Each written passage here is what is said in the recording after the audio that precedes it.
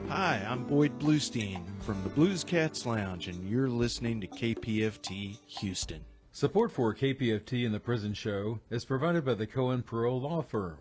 For almost 40 years, Gary Cohen has helped represent incarcerated individuals throughout Texas obtain parole and fight parole revocations. We protect those who have fallen short of perfection from the wrath of those who believe they have attained it. For more information about Gary Cohen and his associates, Alan Bennett and Gene Anthus, you can find it at the website, parolelaw.com. You may also contact them at 512-476-6201. Listeners should be aware that the following program contains language and audio images which may be found disturbing and may not be suitable for your snotty-nosed little brat who probably cusses like a sailor behind your back anyway. Parental discretion is advised.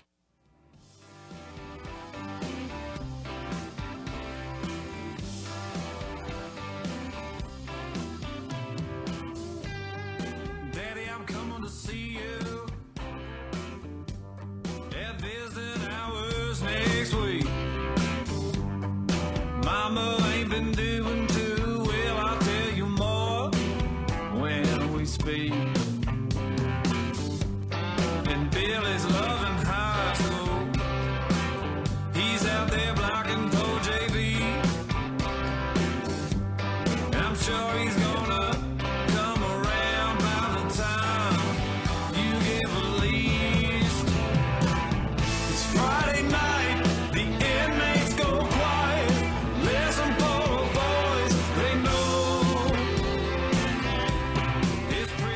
It's time to holler down the pipe chase and rattle them bars, because we're going to do a prison show for you right here at beautiful old, historic old, exciting new KPFT Houston, from the heart of Montrose, where we all hope tomorrow will be a better day. I can see your freedom. I will hold you once more. The man with no visitors. No money on the books.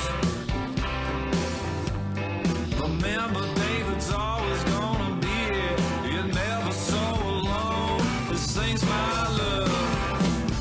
It's Friday night. The inmates go quiet. Listen for a voice they know. It's prison radio. Prison radio. And welcome to the Prison Show. Tonight is July the 4th. Happy 4th of July, y'all. I'm sitting here with a little mini mic. Well, not a mini mic, but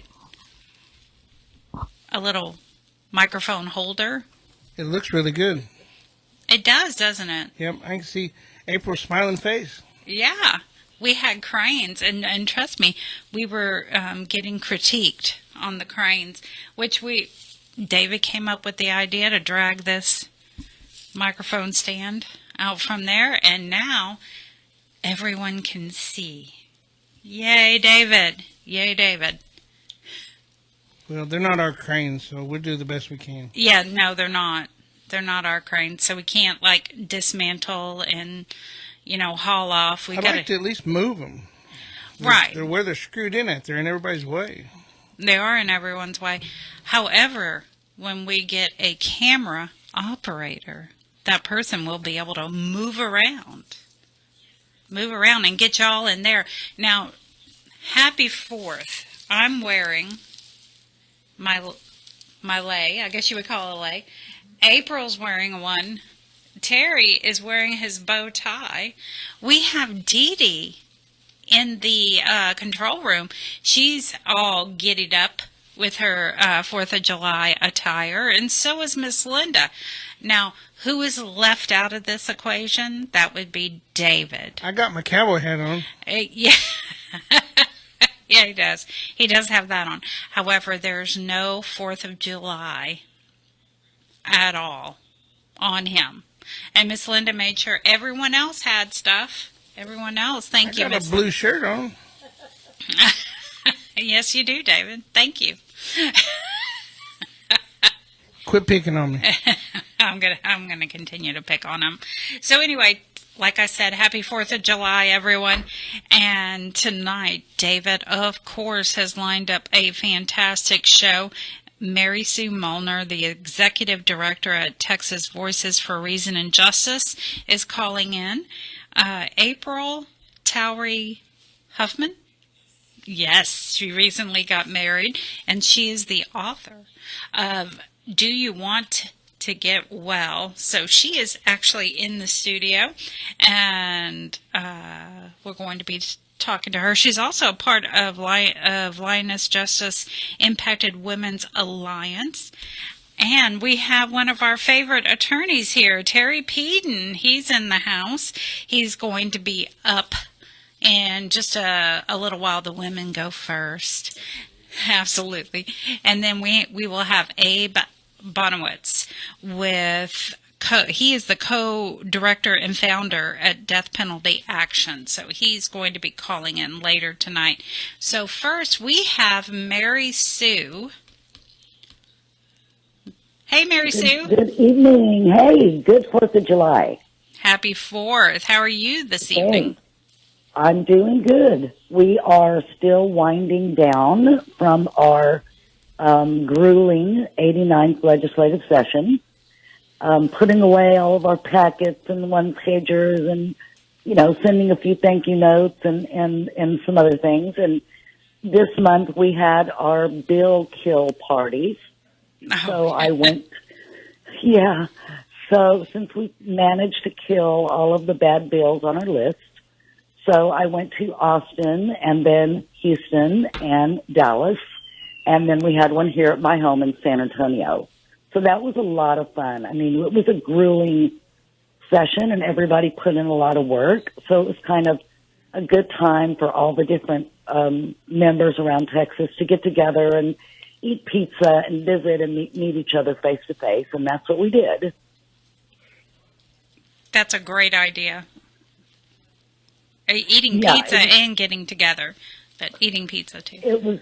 It was a lot of fun because a lot of times, we don't get to meet unless someone goes to our support group. We don't really get to meet them face to face. It's talking to them on the phone or through email or through text.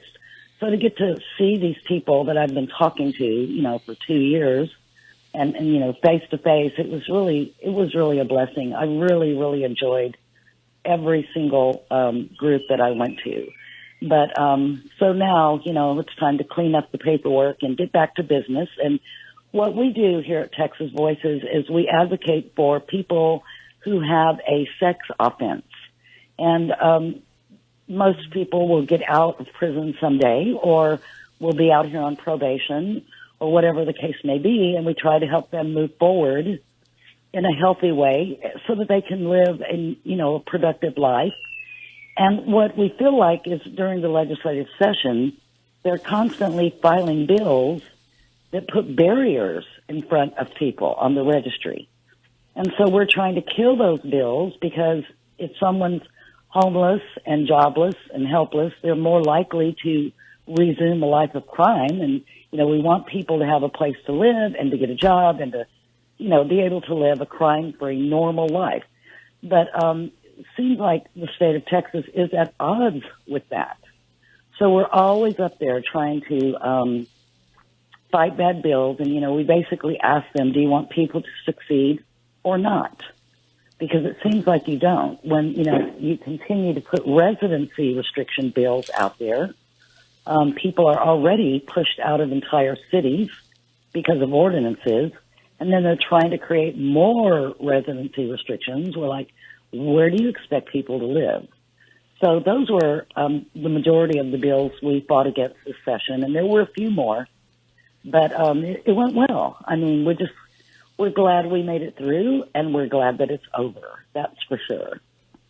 I've heard quite a few people say they're glad it's over. It was a lot of work from what everyone is saying, so we definitely appreciate what you're doing. Has there been any talk about wanting to propose these bills that you killed again next session? I'm sure that they will. We're trying to reach out to the legislators that filed these particular bills, trying to reach out with them as soon as we can, and start a conversation and talk to them about why these bills are not good policy. And we've got some help with that. There's a couple of treatment providers out there who have written really good letters on our behalf saying that, these type of restrictions don't work. And if you want people to live a decent life and not get into trouble, then you need to give them the opportunity to do that. You definitely don't want to put barriers in front of anyone. So if we can reach out to these legislators and talk to them, a lot of them are really not interested in what works best. They're more interested in putting getting a bill in their name so that they can get reelected. That's really a lot of them. That's all they care about. So it's really tough to try and get them to understand what you're doing is not helping anyone. It's actually harming communities. So it's a real struggle, but we're hoping to do that. I don't know how well it will work, but we never know. What is that old saying? If you do nothing, you get nothing. So we at least have to try. But they did, we did have a lot of member support. On the bad bills, they received hundreds of calls and emails in opposition to these bills. So that was a really good thing. I mean, there were probably 5 of those bills that the legislators never even took them to a committee hearing. I guess they felt like it's not worth fighting over, and these people are going to be there to oppose these bills. It's just not worth it. So that was good. That was, 5 bills that we didn't have to worry about in the long run.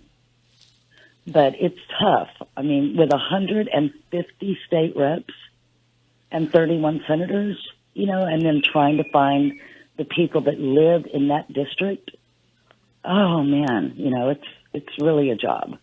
But it's good. It's good work. It's a good job. Not a paying job, but it's. I always say I'm building my resume for heaven. Absolutely. There's a few of us saying building my resume for heaven. That's right. That's right. So that's what we're doing right now. We're just kind of winding down. Now, I know the last couple of times you've been on, I've mentioned it, but just to clarify, because I had someone else ask me, the bill or policy, whatever it was, that sex offenders cannot be located a certain distance from a school bus stop. Was that killed? That was not a bill. That's actually not even in the law. That is a parole policy. Now, there's an interesting little story, and I'll just try to make it really quick. That is actually being litigated in court right now. And the funny thing is, the parole board says it's not them, it's the parole division. And the parole division says it's not them, it's the parole board. So they're each blaming it on each other. Why don't they just get rid of the damn restriction and let's get it over with? But, they're blaming it on each other. So I've spoken with both the parole division and the parole board, and that's what I get also. Oh, it's not us, it's them. Well, who the hell is it? I'm not really sure. I just don't see why the two can't get together and do something about this, because that's where we're getting the most home plan denials, is because a school bus stops somewhere within 500 feet of the house. And, those bus stops change every year. And sometimes they change throughout the year. So, and they also include the door-to-door, house-to-house drop-off and pickups, where they might go and pick up 2 kids on a certain street or drop them off at their home. So if we're going to count all of those places, then there's really nowhere left to live. No, there isn't. It's just crazy. I mean, it's just the craziest thing. And, they're already limited on housing. And then to stick that in there, no, a school bus stops there. Oh, my God, you've got to be kidding me. I mean, you might be able to parole home to a house, and your neighbor might have 5 kids. That's okay, right? But if a school bus stops down the street to pick up 2 kids, you can't live there. Wait a minute. None of it makes any sense. Wait a minute. If your neighbor has 5 kids, you could possibly parole there. You could still parole there as long as a school bus doesn't stop within 500 feet. Makes no sense whatsoever. No, it makes no sense. If you don't live in a child safety zone, within 500 feet of a child safety zone, and there's not a school bus that stops, anywhere in the vicinity, they'll approve your house, even if the neighbor next door has 5 kids. Because, realistically, there's nowhere in the world that you can go and get completely away from kids. They're everywhere. They're at Walmart, they're at the grocery store, they're in your neighborhood. So the whole concept, all it does is create barriers to housing. It doesn't keep anyone safe. No. I mean, if somebody's going to go and commit a crime, they're going to commit a crime, regardless of whether there's a school bus there or not. So, I mean, it's just, oh gosh. Well, and anyway, I think the important thing is that they switched the bus stops. So, like the what you had told us about, a little while ago about the sex offender housing unit in Houston, and then they put it had been there for how many years? Oh, years. And then all of a sudden they're like, wait a minute, all of you guys have to move. There's now a bus stop within 500 feet. And it's like, are you serious? I mean, these guys are doing well. They're working, they're paying their bills, they're going to treatment, they're doing everything they're supposed to be doing. And you're saying, y'all all have to leave. And they gave them like 2 weeks or something to leave. So, where do you go? I mean, it's just unbelievable. I mean, and those are the kind of things that we're fighting against. We're like, what are y'all doing? So I don't know. It's just a never ending. I always say it's like climbing a mountain without any shoes on. But we do read mail. We haven't been really good at answering mail lately. We've just been so busy, but we do read all the letters we get. We don't work on cases of falsely accused. We work more on the big picture. But if you want to send us a letter, you can send it to Texas Voices, P.O. Box 23539, San Antonio, Texas, 78223. And that's P.O. Box 23539, San Antonio, Texas, 78223. And as far as housing, we get a lot of letters for housing. We basically have the same list that TDCJ has. So, I mean, we don't have anything new or, we don't have additional housing. There's not a lot out there. And whatever, privately run halfway homes are out there, TDCJ has that list. And we've got that same list that they do. Well, so, we don't have the magic wand, but we try. You are trying, and you are succeeding in a lot of areas. Well, we appreciate you being on, Mary Sue, and we look forward to some good information next time you're on. Hey, thanks for inviting me. Love you guys. I love you too. Have a great weekend, and happy 4th. Thanks. You do the same. We'll see y'all soon. Okay, bye-bye. And now we have Miss April, and I forgot to mention that you are also a reporter at the Houston Press. Yes, and formerly incarcerated. Yes. So we can get jobs. We can do hard things out here in the wild. So I am grateful. I've just been at the press for about 4 months. So I recently moved to Houston, got married, started a new job, and it's going great. So That's all. And you wrote a book. I wrote a book.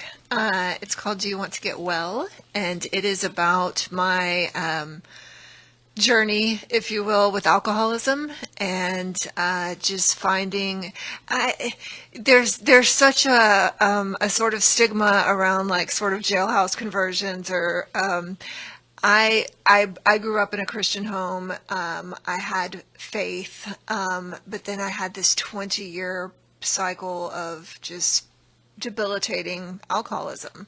And I sort of reconnected with that faith while I was in prison. So in 2019, I caused a drunk driving accident, a fatality. And, I was 41 years old. I was an old person, and I'd had a DWI a couple years prior, but I hadn't had a lot of trouble with the law. I didn't come from a family that, I was first one to go to prison, Mom, but I was fortunate to have a rather short sentence. I got 5 years for intoxication manslaughter and intoxication assault. And I was fortunate that my parents were living and that they were supportive of me. I was able to parole out to them when I did make parole. Lots of things sort of worked in my favor. And while I was incarcerated, I kept hearing that I was in the faith-based dorm. And I kept hearing references to John chapter 5, where there's a man at the pool of Bethesda, and he's sick, he's lame, he can't walk. And Jesus, instead of just touching him and healing him, he says, "Do you want to get well?" And so I went back to my little bunk, and I started writing all my friends in the recovery program, and I was like, what does this mean? And to me, it just means, are you gonna do some work? Are you gonna turn your will and your life over to the care of a higher power? And what does that surrender look like for you? And it's different for everyone, but I feel like because I did sort of have some blessings at every turn, that I want to be able to use that to help others and encourage them. We were just talking before about you just need someone who believes in you. And I've been fortunate to connect with Lioness, which is mostly formerly incarcerated women, but also we have some mamas and some wives and loved ones. We're system impacted people, and that covers a wide range of people. And those girls really gave me empowered me, I would say, to tell my story. And I felt like I didn't do real hard time. I didn't do that much time. I was at a private prison that had air conditioning. I don't know if my story matters. And they gave me some grace and let me tell it. I'm sorry I'm talking so much. No, please talk, because I was going to say your story does matter very much, because there's people in your situation in there, so encouraging words always matter. Yeah, I think that when I caused this fatal accident in 2019. I turned, I was in the hospital a few days. I turned myself into jail, bonded out, and I had about a year to get sober and to join a recovery group and have that support and sort of research what prison was like, and there wasn't much literature. There's Orange is the New Black, of course, and of course. And then there's the real scary stuff. Like there's a book called Texas Tough that they won't even let you have in the prisons, but because it's so scary, and it talks about the violence and the slavery basically that was common in Texas prisons many years ago. Some say it's still happening today. Yeah, I think it is. Yeah. So I didn't have a good guidebook. I didn't know what to expect. I didn't know anyone who had been to prison. And so I did want to, and as a writer, I'd been a journalist prior to going to prison. I wanted to just journal those experiences, sort of not knowing if that would become a book or not, but is that what this is? It is. It is the story of, sort of what it was like, what happened, and what it's like now. So have you heard comparisons? Like, I know you're part of Lioness. So have you heard comparisons about the private prisons and the TDC prisons? Sure. And you don't go straight to a private prison. You're held in a state. I was at Plain State. Some go to Woodman. So I was in Plain State for 40 days, and that's That's pretty hardcore. And it was during COVID, so you're not having, volunteers aren't coming in bringing church services or recovery meetings, or you're not having visitation. You don't have the phone set up right away. You don't have money on your books right away.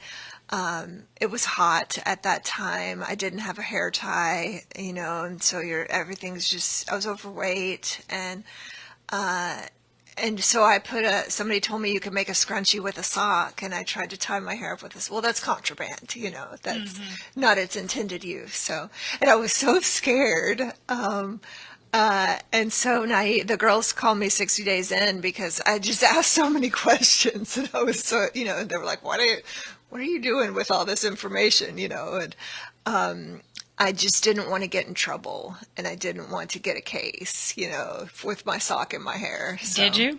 I got I don't know what it's called, but like not a Verbal binding. warning? A what? Verbal warning? A verbal warning for having my mask down, for drinking coffee with my mask down in the day room. I don't really know how you're supposed to drink coffee with your mask up, but... Go to your cell. Don't do it in the day room. Okay, well...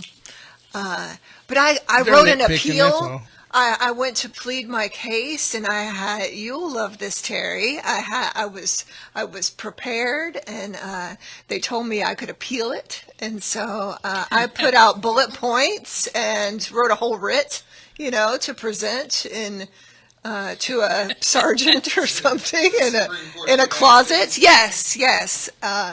Wearing my finest whites, and Did it work?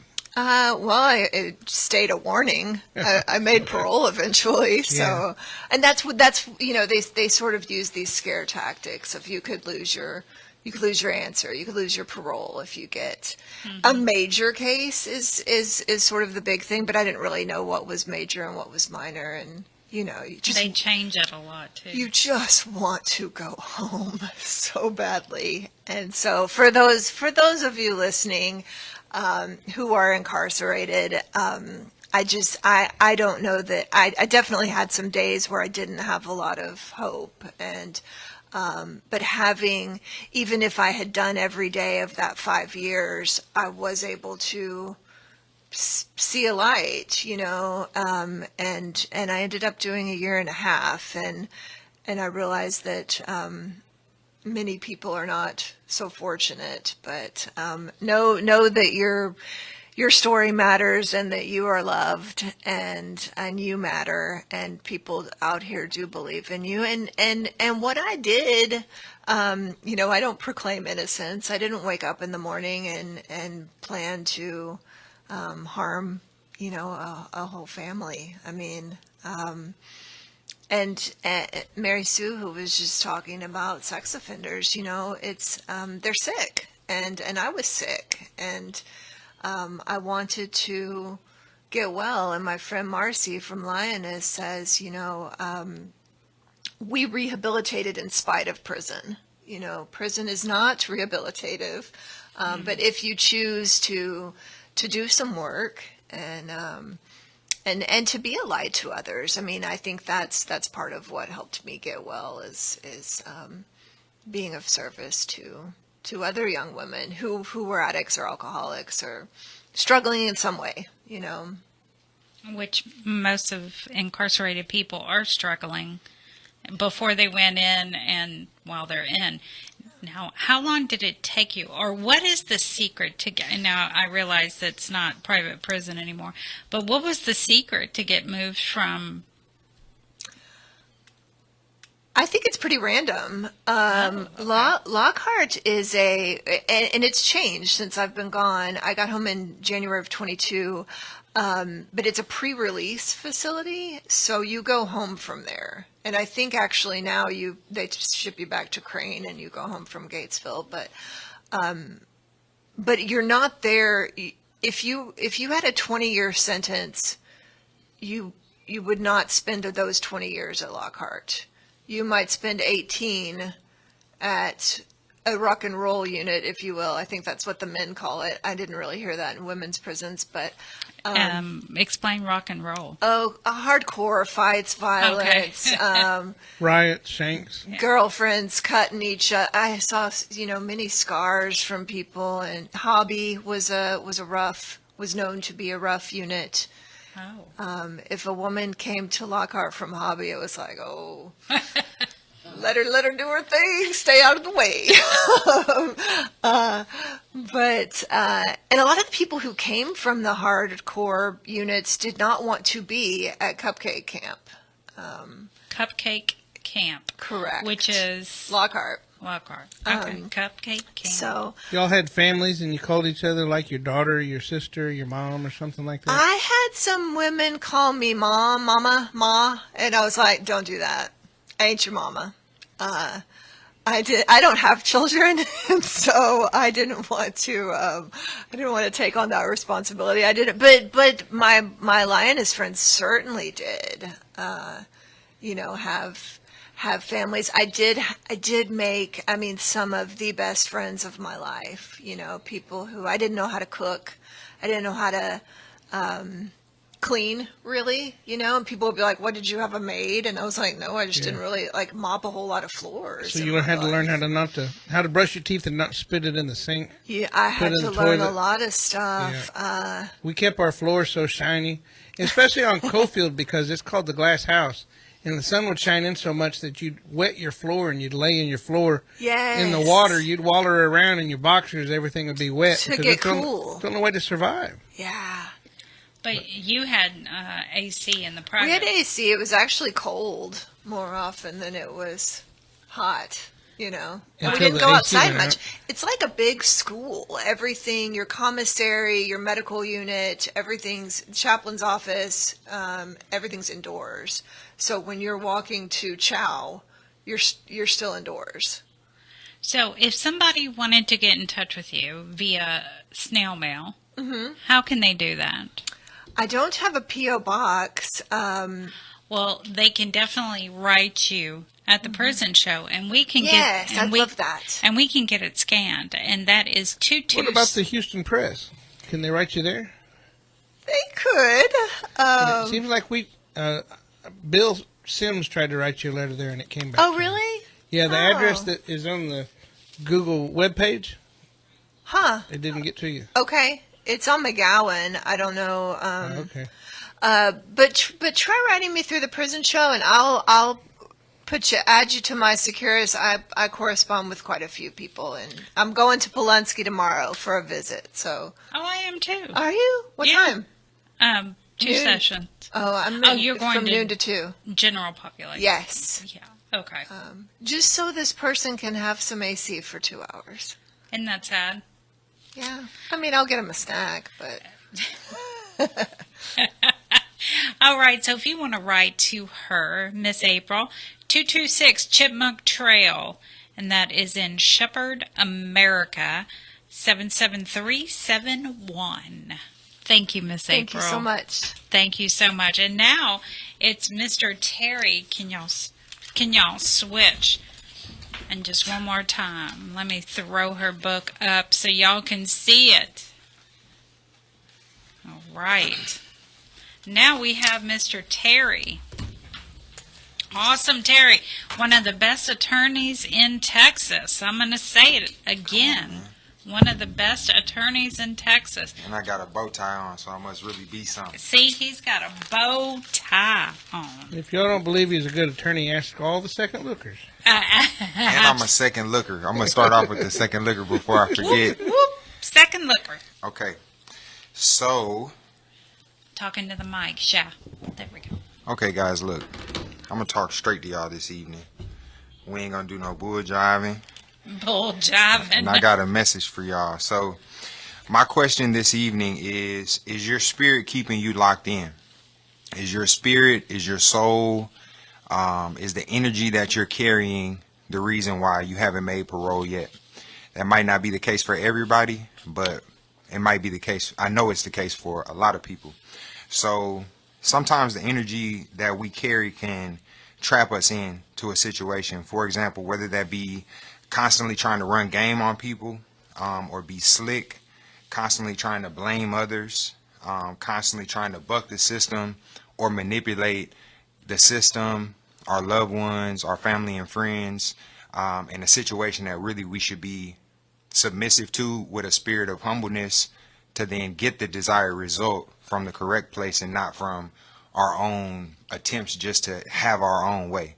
Unfortunately, I know a lot of guys and gals as well who are in prison for carrying that same energy, right? I'm going to do what I want, how I want, and make the world bend to me, which I believe that we all have a great amount of power that was bestowed upon us. But at the same time, sometimes that can be put in overdrive and become a negative thing. So again, the question is your spirit the reason why you're still locked in? I want to, if I point the finger at you, I got one finger at you and four coming back at myself. So to make it relatable, when I look at my athletic career from high school, even to college, right? The energy that I carried really held me back. And ultimately, it ended up ending my career and, leading to me blowing out my knee, blowing out my ankle, and that being, the sunset on my athletic career. I was immature. I was impatient. I was selfish, quick-tempered, real arrogant, had a slick mouth, fought everybody moving, right? And when I carried that energy, it manifested a lot of negativity for me. I was still able to have a certain level of success, but I was never able to reach my fullest potential because I didn't embody the right qualities and characteristics. I wasn't being my fullest self, and ultimately it caught up to me. So I want to share a story from one of my former clients. He's not a client anymore, and I won't say his name. We'll call him Charlie. Nah, I'm just playing. We ain't gonna call him Charlie. I got a better name than that. If you're watching, LOL. Let's call him Kenneth. Okay, so I had this one client. Again, this is a made-up name, but I had one client. His name was Kenneth, and he got caught up with some K2, right? And he claimed that when they caught me with the K2 and they did a urine test, that it was bogus and everybody was lying, and mama, it wasn't me, it was them, and the system out to get me, and I don't smoke K2, and da da da da da. Right.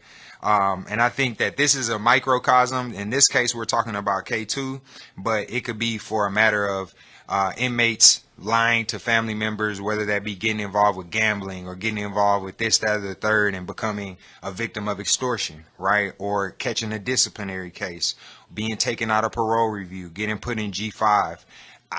I've been around parole since I was, 12 years old. My mom started doing this work. I've been doing it myself for 5 years now, so I've seen a lot, and I'm sure I'll continue to see more. But in this case, it was a matter of Kenneth getting caught up with the K2.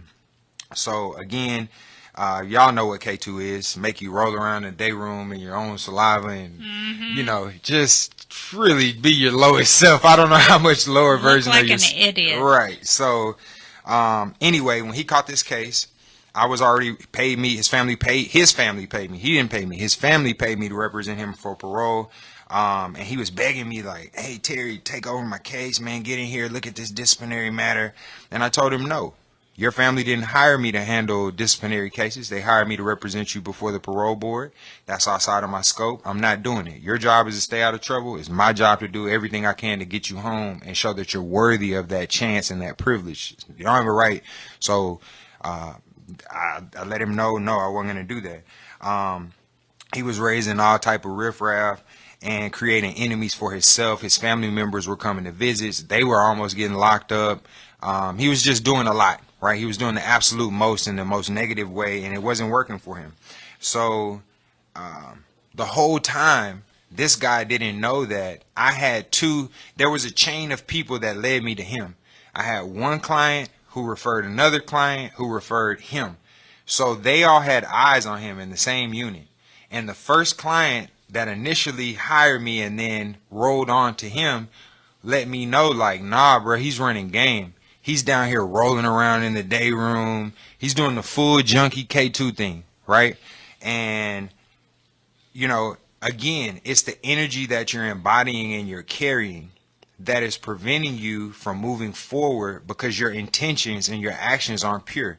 It's not genuine, it's not honest, and that conveys. Whatever kind of spirituality system you have, or if you don't have one, it's just a matter of what you put out is what you're getting back. And ultimately, it didn't work for him. So the moral of the story is, to all the loved ones and family members out there, you can't believe everything you hear. And my message to my comrades dressed in all white in the state of Texas and those across the country who are incarcerated and listening to this program is respect your family more. Right? Respect your loved ones more, who are putting their hard money and energy and effort into doing everything they can to get you another chance. Quit all that running game, because it ain't working. And that's what got you in there in the first place. So that's my story about old Kenneth. But to wrap up and kind of land my plane, how much longer I got? Dave, what was that thing we were saying a couple weeks ago? What was our little... oh, man, come on. Y'all I got in trouble for that. You did? All right, yeah. we ain't going to do it no more. We're going to get put in G5. They said that because, yeah. Now, because FCC violations and all that other stuff. Okay, all right. They said that was a straight up all right. Commercial. I ain't going to do it. You even asked me, all right. is it okay if I say that? And we were laughing and joking, so I didn't think there was anything wrong with it. Okay, well, all right. right. Yeah, there was. Like I told y'all, man, non-profit. By the grace of God, my grandmother used to tell me all the time, look, Terry, you're going to be in prison. You're going to be right down there with your Uncle Larry. You ain't going to be satisfied until they lock you up. And when they get you down there, don't call me. So I ain't going to push it today. I'm going to go ahead and get ready to land my plane. But in closing, I ask that we do an inventory of our heart, our spirit, our actions, our motivations, and our desired outcomes to see whether or not we're in alignment with that. From all of these other factors to what we want out of life, whether that be making parole, whether if you're already out on parole and you want to become successful in whatever avenue, we have to have alignment. So parole is a discretionary decision in the state of Texas, meaning that there's a human being of flesh and blood, of a left and a right hemisphere of their brain making this decision.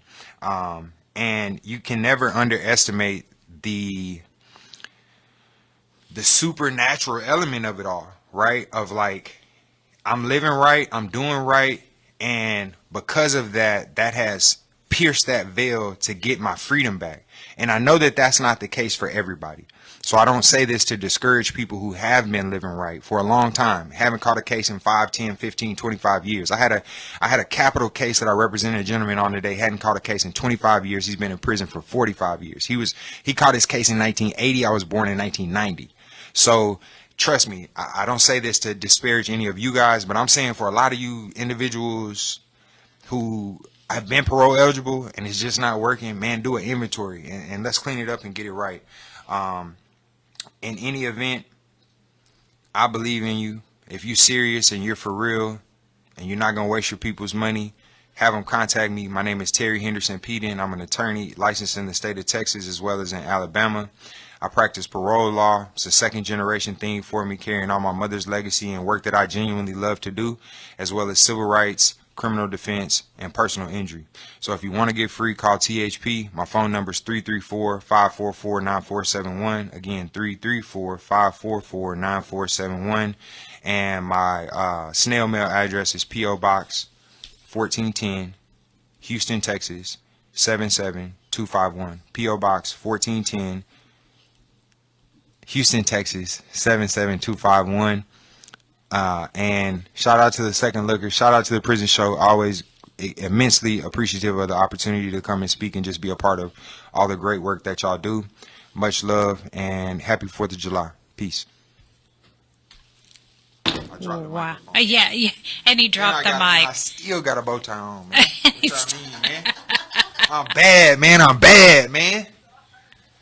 Let's see if Abe can follow that. There's no way. Is Abe even on there yet? Yeah, Abe's not even on there. So,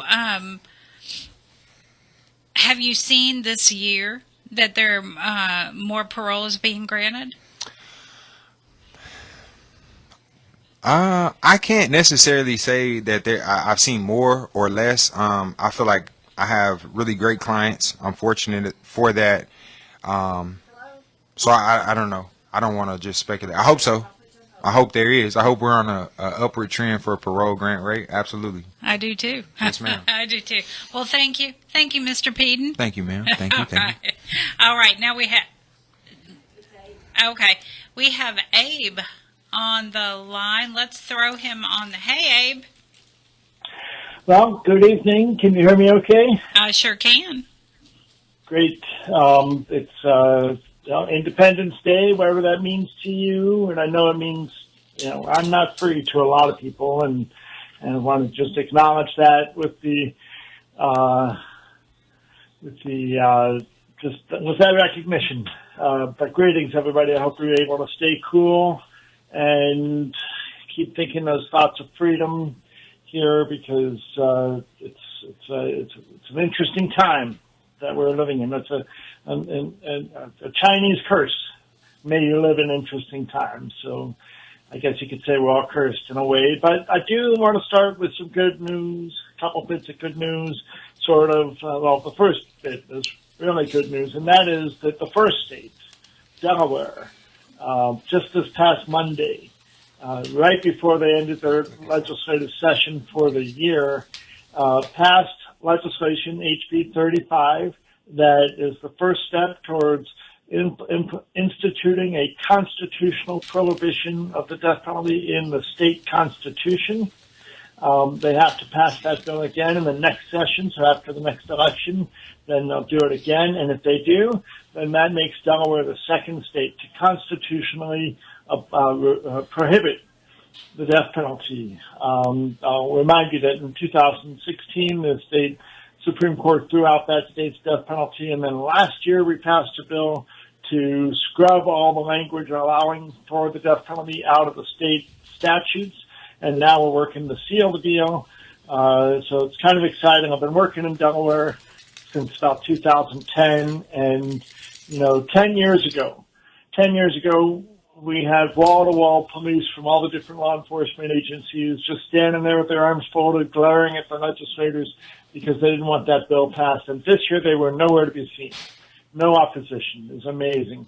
So that's some good news to start with. Also, we just completed our 32nd annual fast and vigil to abolish the death penalty at the U.S. Supreme Court. So I want to appreciate everybody that was fasting with us. Delia Perez Meyer used to organize, and her brother used to organize people to fast with us on various death rows. I don't know if anybody's still doing that in Texas, but there were actually, it was quite one of the largest groups of participants, including folks from Texas, from Austin, and from Dallas, and from other parts of the state. Dallas again and Fort Worth were up there with us on the sidewalk in front of the U.S. Supreme Court, protesting and calling for an end to execution. So we're doing that on all of our behalf. And of course also published in, through Religion News Service, our board chair, Reverend Sharon Risher, published an op-ed that was put out on the 30th, on July 1st, which called attention to the anniversaries that we were marking at the annual fast and vigil to abolish the death penalty, which was started in 1993. This was the 32nd one. And it calls attention to the date in 1972. The Furman decision was handed down by the U.S. Supreme Court, which basically threw out all the death penalty laws in the country, forcing any state that wanted to have a death penalty to write new death penalty laws. And then July 2nd is the anniversary of the Gregg decision. Next year will be the 50th anniversary of the Gregg decision, which allowed the resumption of executions. And now this is going to be another historic year. I'm going to talk about that in a second. But in Reverend Risher's op-ed, she talked about those anniversaries. She talked about the 10th anniversary of the murder of her mother and two cousins among 9 people that were killed by Dylan Roof at the massacre, the race. He's trying to start a race war of this Dylan Roof guy, shooting up the Mother Emanuel AME Church in Charleston, South Carolina. Many of you probably remember when that happened. So this was the 10th anniversary of that, and she was calling attention to that, and also noting several things. Number one, how her case is an anomaly because as all of those victims in that case were black people, and here was a white shooter who ended up on death row, and that's not what usually happens. 80% of all the executions, almost 80% of the 1,632 executions that have happened in the United States since 1977 were for the murder of white people. Even though people of color are the victims of murder more than half the time, and in some states much more than half the time. I live in Ohio. Victims of violent crime and murder are people of color 66% of the time. So you have this disparity. And that is what's coming true also this year. And that was another thing that she was calling attention to in her op-ed, is the fact that we've had now 25 executions in the United States this calendar year. And that's as many, you have to go back to 2015 before you get to a year with more executions. There were 28 executions in 2015. But with 25 executions, all but one of them were for in revenge for the murders of exclusively white victims. Only one of those 25 executions this year was in revenge for the murder of a black person. And that's notable, and it's going to just continue to get worse. So now, here we are. Oh, one last thing, of course, that Reverend Risher raised in her op-ed is that, and there's a link to this. I'll put one on the chat here on the Facebook group when we're done.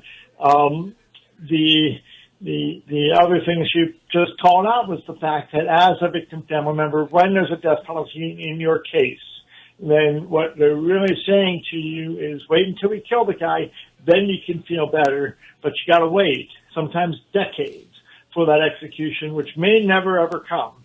And then you've had your healing process put on hold all those years. And this is the thing. You know, there's a lot of earlier this week, the guy that killed a bunch of students in Idaho was given the opportunity to take a plea deal. And the families of those victims are upset, but really it's a blessing in disguise because they can now not have to hang their hat every day on whether or not that guy's going to be killed. We know he's going to die in prison. It's going to be, death by incarceration, and that is just the reality of it. And now they can, begin a healing process. We'll never get our loved ones back after an execution. That doesn't bring people back, and there's always going to be that empty chair at the table.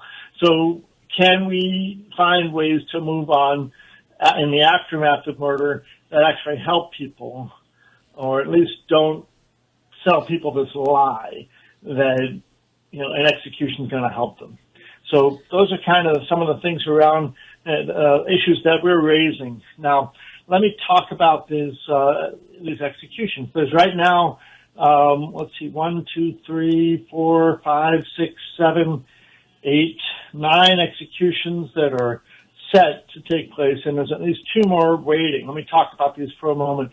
There's only 2 executions in July. Both of them are in Florida. They just set another date the other day. But Michael Bell is scheduled to go on July 15th. He's never had a full federal review in his case. Surprise, surprise. July 31st, Edward Zarkowski is scheduled to be executed. He was convicted and sentenced to death by a simple majority, 7-5 jury.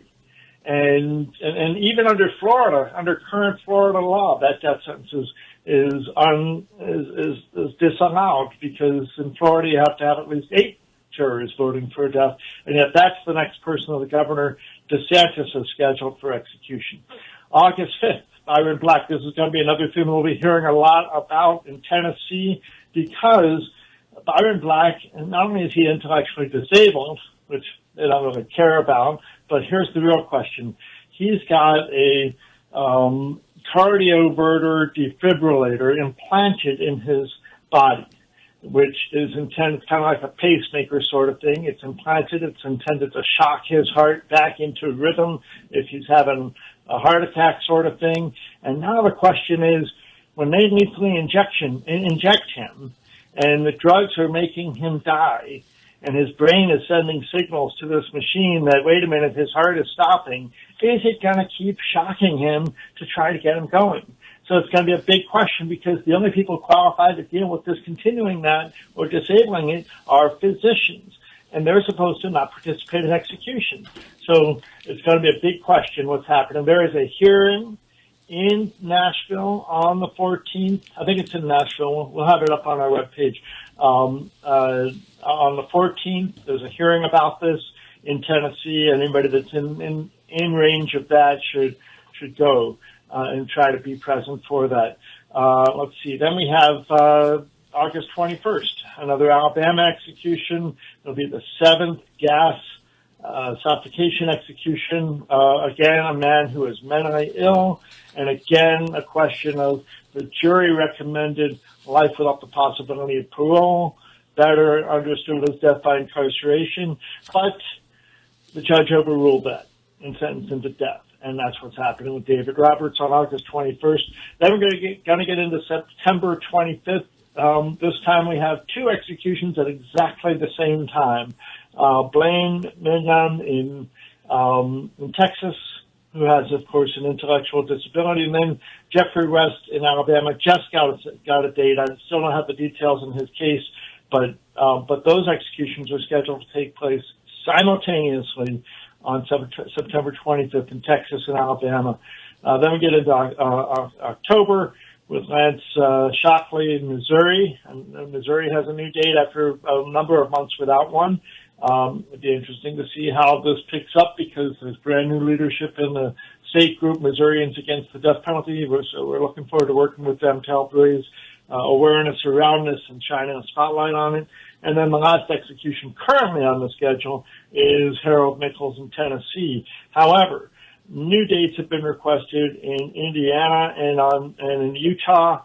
And on July 9th, there's a hearing in Utah to set a date for Ralph Menzies, which means and that's another person with severe mental illness who somehow the courts just had a hearing. His execution was put off. They had a hearing to determine whether he was severely mentally ill enough to not understand what's going to happen to him when they kill him. And they decided that he understands what's happening to him. And they're going to set a date to execute him, and that'll be 30 to 60 days from July 9th. So probably sometime in August, maybe into September. But the bottom line is, if all these executions go forward, and we can expect other dates to be set as well, we're going to end up having more executions in 2025 than we have had in this country since 2014, possibly earlier than that even. So it's an awful situation that we're in. And, we all just have to keep fighting, keep raising awareness, keep shining a spotlight on this. And that's why I want to invite everybody to go to deathpenaltyaction.org, sign the petitions that we have set up so far. We'll keep that. We've got a couple that have to still be added because of these new dates, unless my colleagues have gotten to it already before. I haven't looked at our webpage even today, simply because I'm still getting back from Washington, D.C., and, of course, it's July 4th, and all the things happening around here, around that. So with that, that is my report. I want to, again, invite people to please go to deathpenaltyaction.org, sign the petitions. If you can throw us a few dollars, please do, because money's getting tight, and we all need to keep this work going. And I know everybody's looking to raise money, so just wanted to make sure you also continue to sponsor the prison show and the state organization against the death penalty wherever you live. In Houston, it's the Death Penalty Abolition movement, and there's other groups as well, including the Texas Coalition to Abolish the Death Penalty. Again, support the prison show. And you can reach us at P.O. Box 89, Ghent, G-H-E-N-T, New York 12075. That's P.O. Box 89, Ghent, New York 12075. I do want to note that I know that a few of you have written to our P.O. Box and haven't heard from me yet. My colleague who gets the mail from the P.O. Box told me that there's some letters on the way, so I'm going to be looking for those. I'll get back to you as soon as I can. But again, grateful for this opportunity and for all that everybody's doing. And are there any questions? No, you pretty much summed that up. Okay, well, I'll just end with the last stanza, the last two stanzas of This Land Is Your Land from Woody Guthrie. They never sing this part, but when the sun comes shining, then I was strolling in the wheat fields waiting and the dust clouds rolling, and a voice came chanting as the fog was lifting, this land was made for you and me. And this land is your land, this land is my land, from California to the New York Island, from Redwood Forest to the Gulf Stream waters, this land is made for you and me, and we got to keep fighting for it because people are trying to steal it from us. Take care. Thank you, Abe. All right.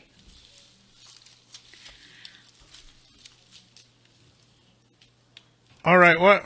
I thought you were going to go to... Oh, you got about 30 seconds. You got anything burning desire? I'm Well- trying to make sure everybody sees my sweetie Dee. She needs to lean toward you just a little bit. Here's David's sweetie Dee.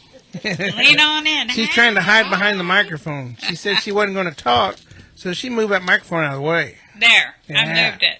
There you go. That's my sweetie Dee, yo.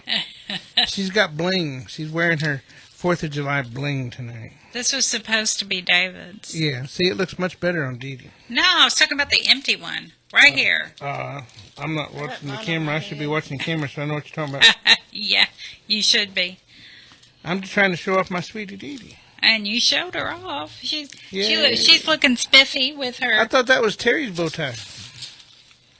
Oh, he left it. He said that you're supposed to be wearing it. Oh, yeah. I put on my cowboy hat like I usually do. Yeah. He did look cute with it. Oh, What'd she say? She's not talking into the mic. You got to talk into the mic, Dee. No, that wasn't Mike. That wasn't a Mike statement. Yeah, she talking about me? She was. Yeah. See, that's my sweetie Dee. That's how she does it. And she did it. She did it. All right, let's pay the bills. Okay.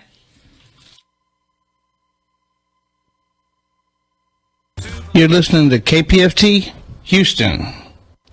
Support for KPFT and the Prison Show is provided by the Cohen Parole Law Team. For almost 40 years, Gary Cohen has helped to represent incarcerated individuals throughout Texas, obtain parole, and fight parole revocations. We protect those who have fallen short of perfection from the wrath of those who believe they have attained it.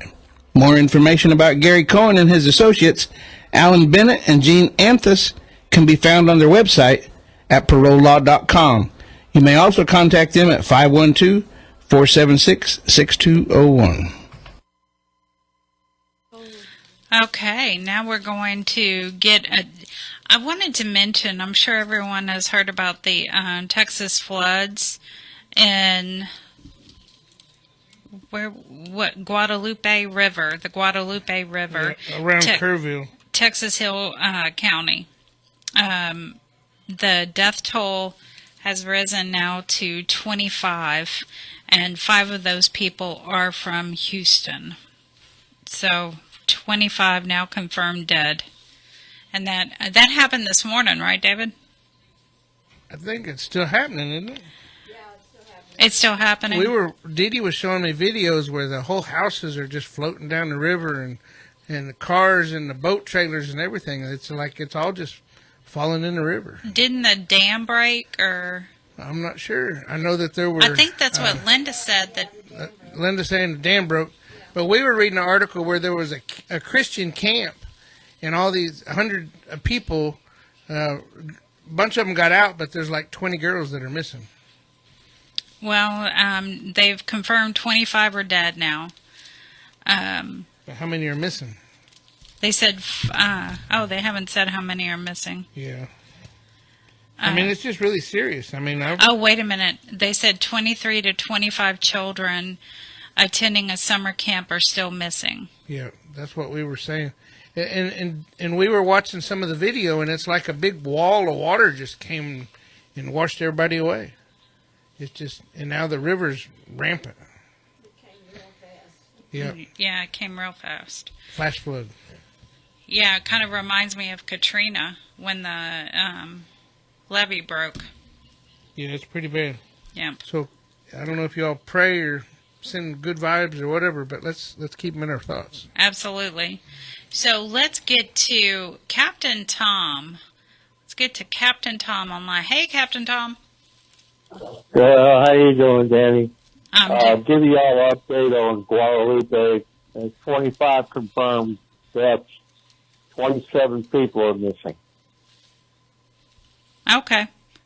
We knew about the 25, but people that are dead, it says 23 to 25 children are missing.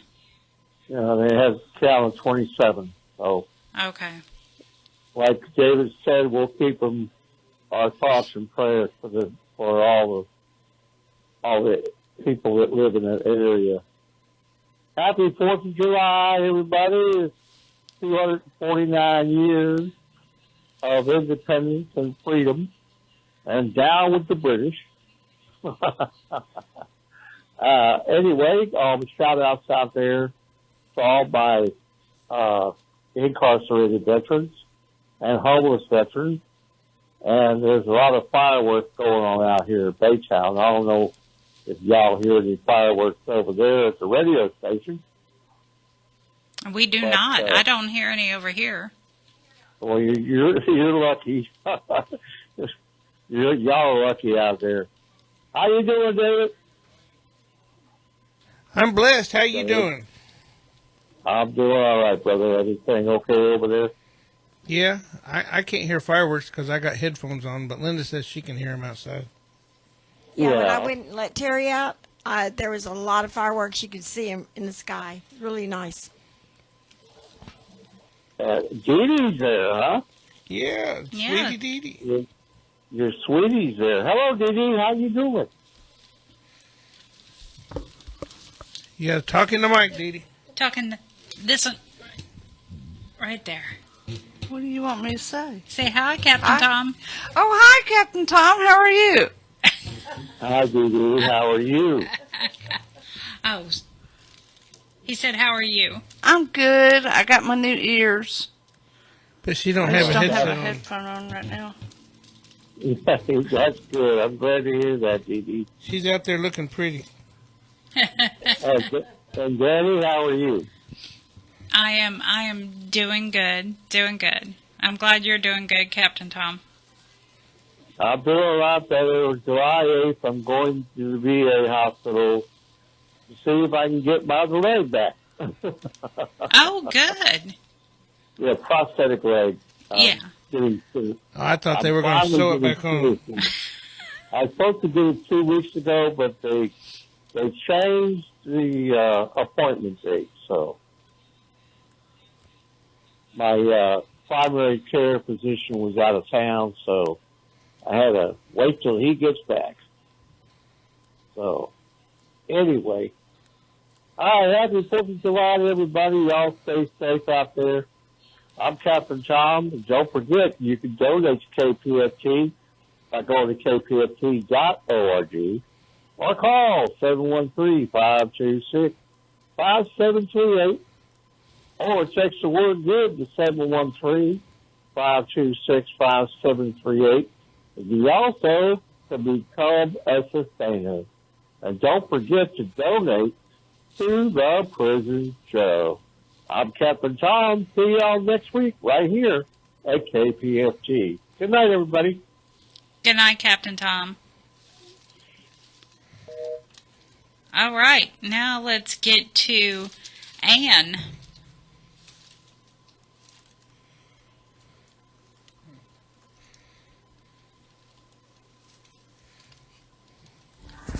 Hello, handsome. Thanks to the wonderful world of technology, and not to forget, thanks to the prison show, another message from overseas. I hope I don't interrupt an exciting moment in the middle of one of your games, and I hope I don't bargain while you're listening to one of your favorite songs. I have to admit, your enthusiasm when you talk about this is infectious. I know you like heavy rock, the male music as you like to call it, but I'm going to settle you with one of my emotional female songs as you teasily call it, so sorry. And no, don't panic, I'm not going to sing. Have I told you there's no one above you? Then fill my heart with gladness, take away all my sadness, ease my troubles, that's what you do. For the morning sun in all its glory greets the day with hope and comfort too. You fill my life with laughter, and somehow you make it better. Ease my troubles, that's what you do. There's a love that's divine, and it's yours and it's mine like the sun. And at the end of the day, we should give thanks and pray to the one.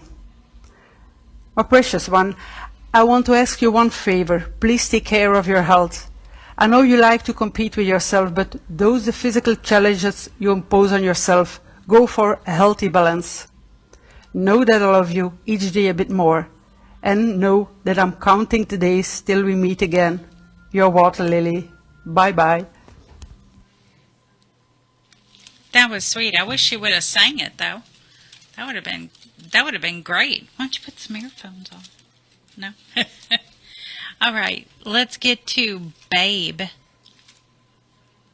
Ciao, Babe. I want to wish my number one happy 4th of July, even if you know I hate holidays because I cannot hear from you. I love you and miss you deeply. I'm so looking forward to seeing you. A month or so and we will make it. I can't wait. Hugs and kisses from Italy. Okay, thank you, Prison Show, for making this happen. Okay, that was short and sweet. Short and sweet. How about Eva Maria?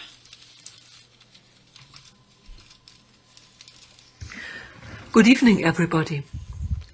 This is Eva Maria from Germany.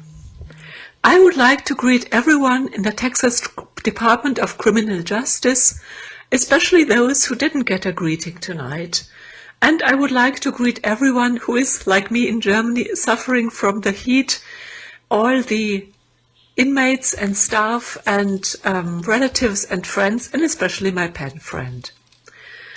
Tonight I've got a short song for you, which is from the French community of Taizé, who have a tradition of short songs for sing-along.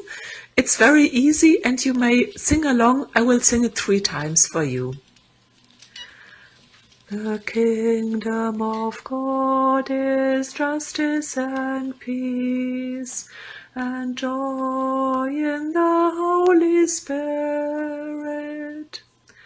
Come, Lord, and open in us the gates of your kingdom. The kingdom of God is justice and peace, and joy in the Holy Spirit. Come, Lord, and open in us the gates of your kingdom. The kingdom of God is justice and peace, and joy in the Holy Spirit. Come, Lord, and open in us the gates of your kingdom. Good night, everybody. Have a blessed weekend. All right. That was nice. Very nice. That was a very pretty voice. Yeah, absolutely. Someone told me my favorite word is absolutely. So, absolutely. For sure. For sure. And you know who you are. That's right. All right. Hey, you want to break a little while and get to Linda? Yeah. Linda, what about your shout-outs? I know you have a book over there. I do. It's getting bigger and bigger. Yep. I'd like to say some shout-outs. Jamal J. Fisher, Chris Conwell, Xavier Davis, Jason Walker, Jose Chagola, Antonio Gilbreth, Joe Laws, Chris Cornwell in Indiana, Antonio Anguanio, David Duran, Tyrone Williams, Raymond Becerra, Jack Carter, Edward Holland, Eric Pleasant, Ray Freeney, Sean Glatz, Curtis Allen, Juan Cervantes, Cody Lloyd in Washington, Devon Wynn, Erasimo Gonzalez in California, Trinity Morton, Frederico Hoven in Indiana, Dean Deal, Joshua Lael in Maryland, Jimmy Harris, Terrell Rogers, Juan Segura in Oklahoma, Christopher Queensberry, Curtis Allen, Juan Cervantes, California, Corley Lloyd, Washington, Damon Blunston, Charles C. Bolton, Jordan Bright, Travis Fletcher, Ken Decker, Jeff McClendon, Alfred Mitchell, Jeremiah Rodriguez, Tyler Adams, Chris Foster, Victor Loya, Reginald Matthews, Gregory Allen, Curtis Robertson, Midget Titan, Paper Cup, William Owen Sr., Stephen Curry, Charles Thompson, Talon Carter, Dennis Price, Samuel Solomon, Robert Roberson, Robert Satterfield, Robert Solis, Lucky Ward, Ronald Haskell, Gary Green, Franklin Davis, Micah Brown, Jaime Cole, Blaine Milam, Paul DeVoe, Marcus Drury, Pete Russell, Will Spear, Britt Ripkowski, Christopher Turner, Larry Hatton, Bill Sims, Iron Thunderhorse, David Wood, Walter Sorto, Joel White, Lovey Smith, Vincente Ortiz, Stacy Howard, Frederick Young, Reginald Matthews, and Chris Foster. Okay, guys, y'all have a great week and happy 4th of July. All right, let's get to Caitlin.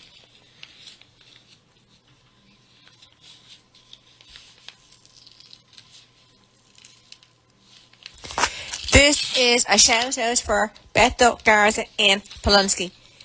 Hola, how are you? I hope that you're in good health and spirits, staying safe, and that there is a smile on your handsome face. As for me, yeah, all is good. Yeah, I'm home now. I'm after being up with Buddy, and he says howdy. I gave him some carrots. I'm still not back riding because my hand is still a bit sore. But yeah, it's getting there. I might try tomorrow and just kind of see. Yeah, so that's the plan anyway. Today, yeah, it's been raining a bit and sunny for a bit, and yeah, it's just been a mixed bag of weather. It's just the typical bipolar Irish day that you don't know what you're gonna get. Other than that, yeah, everything is good. Daytona says hi, and she wants her belly rubs. And yeah, so know that you're thought of and you're my prayers. And yeah, and I want to say a big hi to the other guys. You all know who you are. Eric, Mark, Blaine, Will, Debo, and Rudy. And so yeah, I hope you all are doing well and staying safe too. So good night, sweet dreams, and to everybody at the prison show, a big, big thank you for making this happen. All right. Thank you, Caitlin. And Dexter Black, you asked me a couple of questions, and I'm going to get with the appropriate people and send you a copy of the Sunset Commission. I will get that out to you. And now we have Natalie.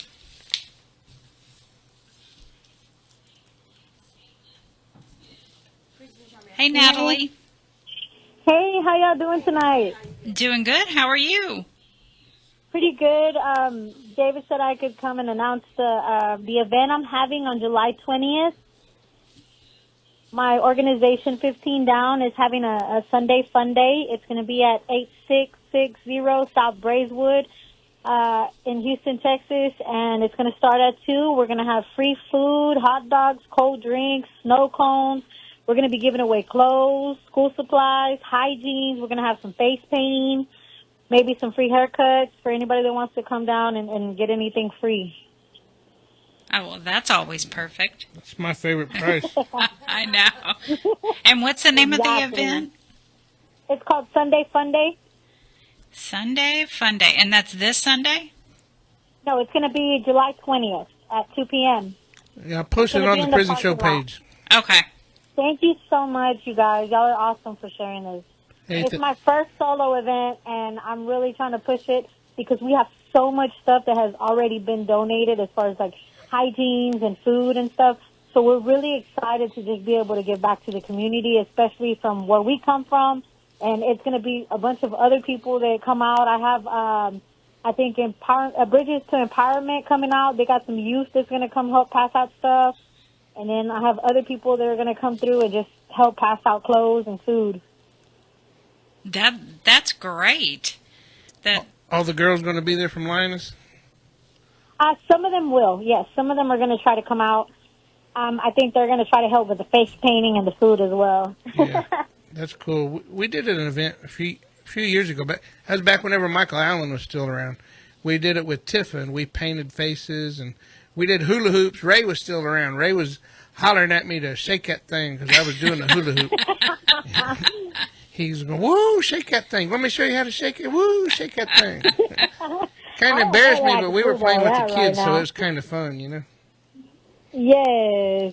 We're just trying to promote positivity and community unity. We're just trying to push out, just things that people need help with around the community. This area has a lot of homeless people and has a lot of single parents. and we just want to be able to help them out.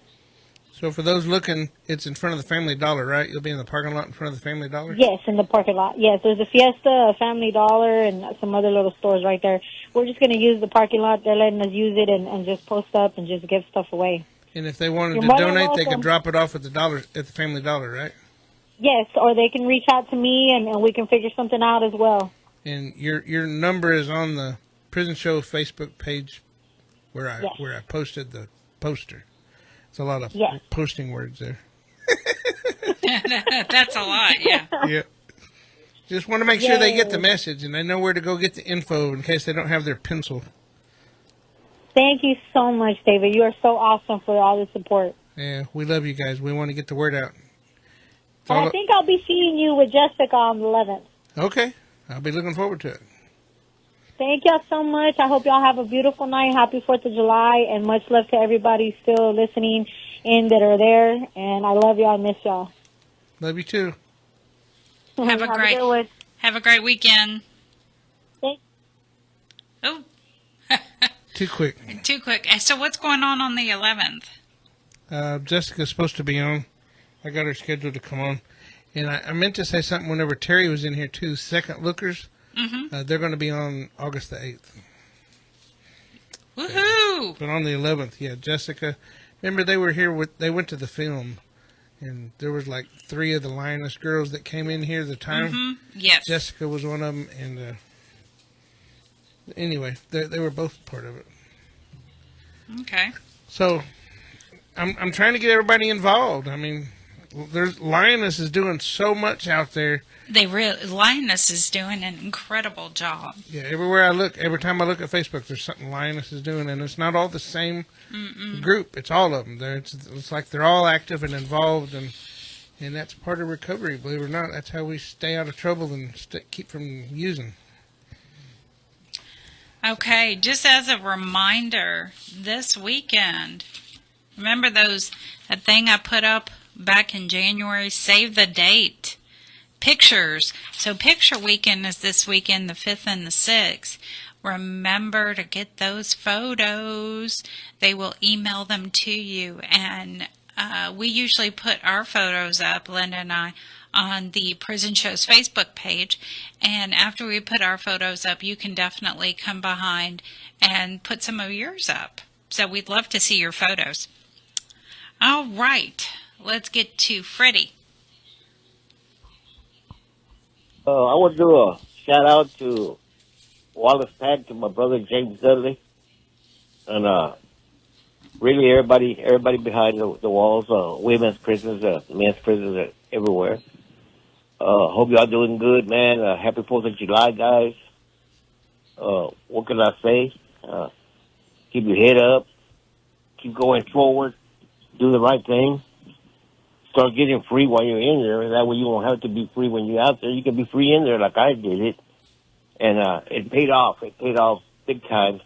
I've been out here over 4 years now, working steady. I'm going through a little hardship with the couple of surgeries I had to have.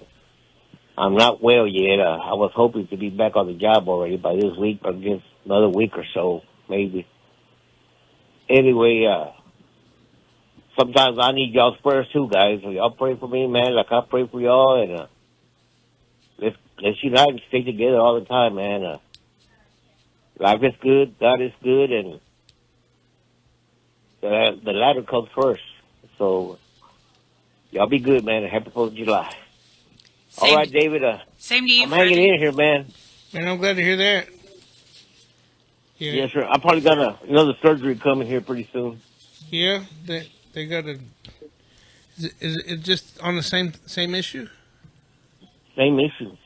It's just not clearing up, huh? It's not clearing up, and it's hurting again. I guess they're gonna have to go a lot deeper. Well, I hope they get it all out. Maybe they'll. I don't know. I don't know what else to suggest. They're gonna have to dig it out and pack it full of gauze and hopefully get it all. Yeah, that's probably what they're gonna have to do. My sister was telling me that's probably gonna have to do and get all that bacteria out of there, and infection. I got bit by something, or I really don't know what it was. Well, I was reading something, and my cousin went through some stuff too. they've actually got a flesh-eating bacteria.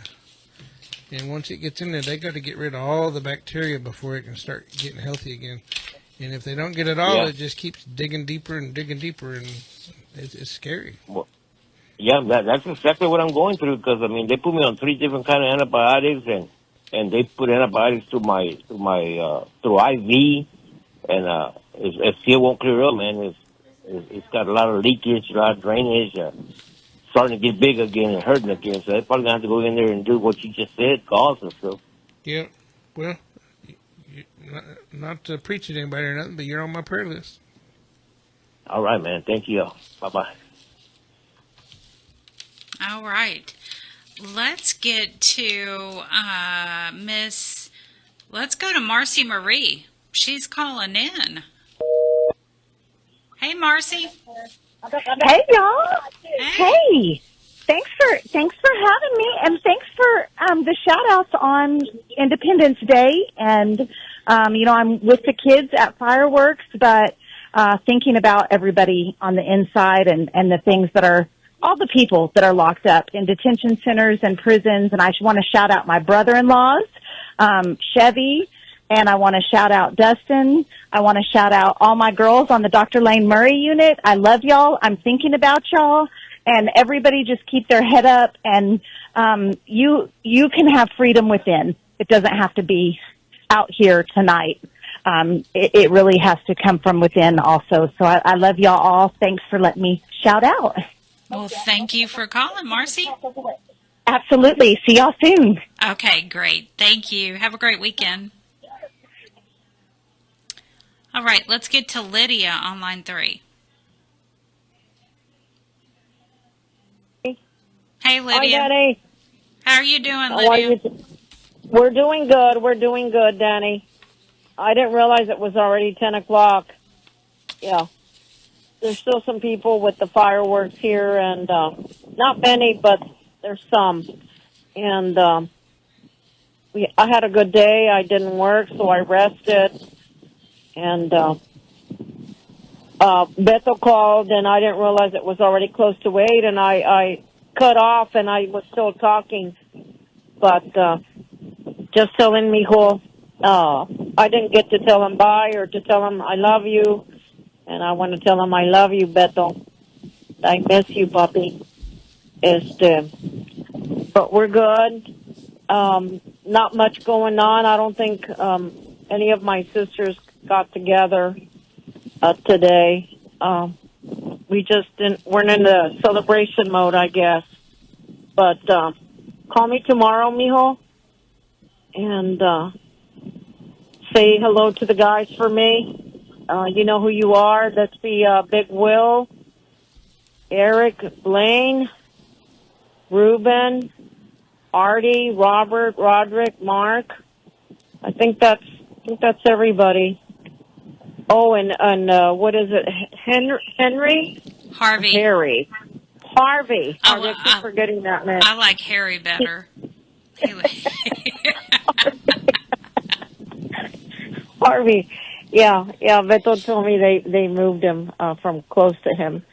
But I send my hellos. And we had a beautiful day today. Like I said, we didn't do much. Told you I'll have a dentist appointment tomorrow at noon. And we're going in the morning to get Jorge that tetanus shot. So we'll be at the doctor's at 8 o'clock in the morning. Okay? Love you and miss you. You all take care. And I'll see you soon, puppy. Love you. Good night, everyone. Thank you. Thank you, ladies. And drive home safely. David. Thank you, Lydia. I was thinking maybe I was a lady, too. Well, you could be. No. Have a good night. I don't think. Good night. Good night, everyone. All right. Bye. All right, let's get to Tammy. Hey, Tammy. Hey, how are y'all? Good. How are you? Okay. I just wanted to call, and I seen the show up on the Facebook, and shout out to my son. He is there at the Ramsey unit. His name is James Flowers.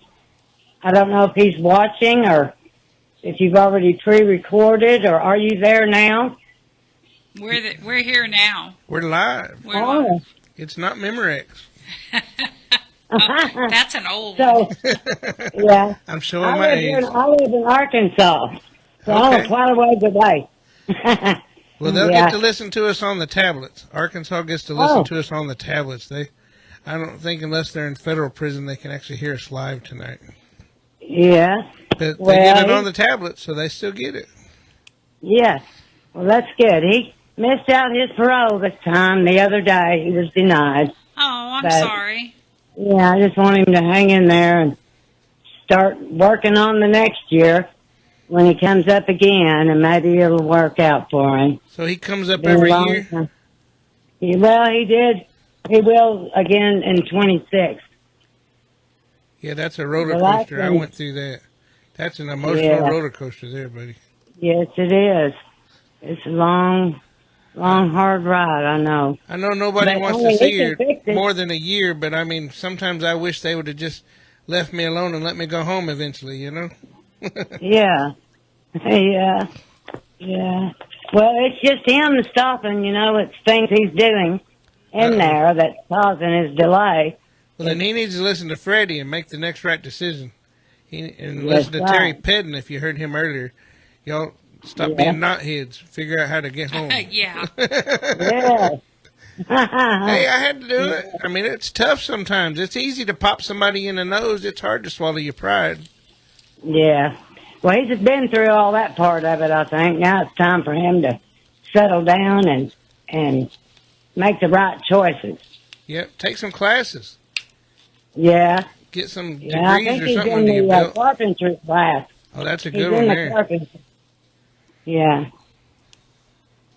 But anyway, I just thought I'd yell out, and just in case he was there and could hear me.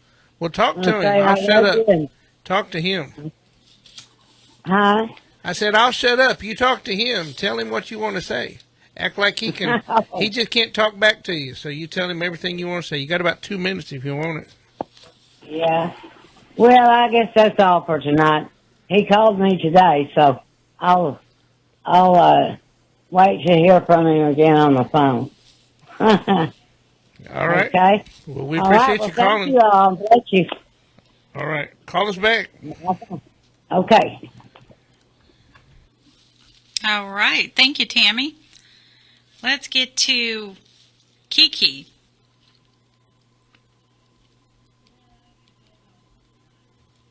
Hi, this message is for Rodney Reed at the Pulaski unit. Hey Rodney, it's Kiki. Just calling to let you know I made it to Doug's okay at 6 p.m. my time, 8 p.m. your time. I just talked to you not too long ago, but I know that your phones are shut off right now, so you'll probably be giving me a call tomorrow. Call me around 2 p.m. your time tomorrow, 12 noon my time, and I will try to pick up the phone. If I don't pick up, try to call me at 2:30 your time, and I'll try to pick it up then. Anyways, I just wanted to call in and wish everybody out there a happy 4th of July, and I hope everybody has a great weekend, and I will talk to you tomorrow, Rodney. I love you. Thank you, President Show. Happy 4th of July. Bye. She's so sweet. All right, now, Mysterious Mike. Hello, this is Mysterious Mike doing his shout-outs for the prison show on the Mighty 90 KPFT. Here's my shout-outs. The guys at Texas, Guy Alexander, Jamie Cuppett, Stephen Russell, Stephen McGee. Shout-out for Philip Perez. Shout-out for Matt, Thomas, Edward Reeves, Adam Wilkerson. Shout-out for Oz. Tasha wants me to do a shout-out for Payday. Shout-out for Haas, Aaron Vasquez, Keith Money. Shout-out for Curtis Robertson. Shout-out for Blaine Milam. Shout-out for Bill R. Sims. Shout-out for Raymond Lee Cart. Special shout-out to Clarence Lee Bowman. Hopefully you're still doing okay. And a shout-out for Jesse Cortez. And happy 4th of July to everybody. Our founding fathers declared independence against the mother country, Great Britain, on July 4th, 1776. 249 years ago, and hope everybody enjoys the 4th of July. And you can continue to write to Mysterious Mike in care of David Collingsworth. And now back to the historic prison show. We can always count on Mike for trivia. Every week, trivia. All right, let's get to Jason. Jason is on line 1. Hey. Dave, Dani, Madam Dani. I think I heard someone call you. So there's Mama Linda and Cowboy Dave and Madam Dani. It is good to be with you all again on this fine 4th of July evening. Let's get going with my shout-outs. A special shout-out to my brothers at the Cofield units, the Toastmasters Club, the amazing Toastmasters Club, and as well as the Beto unit and their Toastmasters Club. President Antonio de la Paz, you have an amazing group, and it was my honor to serve as your contest judge a couple weeks ago. A shout out to my brothers at the Walls unit. Looking forward to catching up with you guys again here in a couple weeks. And I also have a special surprise for you as well for the mentoring team. Shout out to my brothers, the mentoring group at the Ferguson trustee camp, and to my mentee, Corey. Hey, Corey, I've been getting your messages and responding as best as I can, and we are working on what we're talking about with the graduation and getting everything ready for that, and hopefully we'll be able to participate in that and send you guys some goodies here in about a week from now.